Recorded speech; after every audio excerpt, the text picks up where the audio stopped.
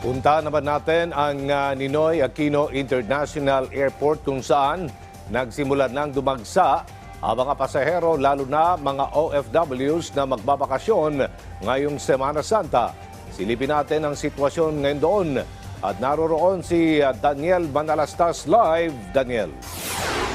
Yes, Aljo, panahon nga ang Holy Week para sa ilan nating mga kababayang OFW na makasama ang kanilang mga mahal sa buhay dito sa Pilipinas. Kaya naman, kanina sa arrival area dito sa NAIA Terminal 3, mala reunion ang ating nasaksihan.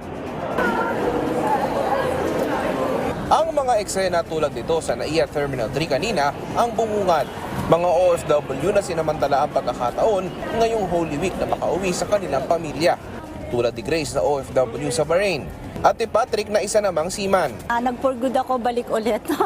So okay naman, mas maganda yung proseso. Actually, may family at saka kasal ng kapatid ko kaya ako umuwi. Masaya po kasi makikita ulit yung pamilya tapos banding ulit sa mga katropa, sa ibang kasama. Ang ilan naman paalis na sa Maynila at bakasyon mode na sa ibang probinsya. Quality time, baga, kasi both working mom and dad. Siyempre, punta sa church, mag-umpisa. Kapansin-pansin naman sa arrival area ng Terminal 3 ang pagkaunti ng mga upuan.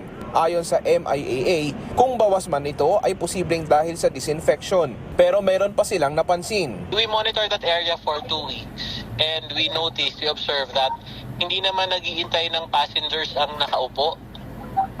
Tinutulugan lang, yung iba nakatambay. We've also received reports na meron diyang tumatambay na mga room, yung mga nagsusulisit. Sa kabuuan, maayos naman sa ngayon ang operasyon sa NAIA ayon sa MIAA. Pero may ilang problema pa rin silang napansin, tulad na lang sa Terminal 2. This afternoon though, admittedly, meron tayong isang area sa Terminal 2 na napansin natin medyo tumaas yung temperature. So we called the attention of engineering already. I think ina-address na nila yung linis dun sa part lang na yun ng aircon. Aljo, usually Wednesday pa o bukas inaasahan yung buhos ng mga pasahero dito sa NAIA Terminal 3. Pero ayon sa MIAA ay nung linggo pa lamang ay dumami na ang mga pasahero dito. Aljo? Maraming salamat, Daniel Manalastas.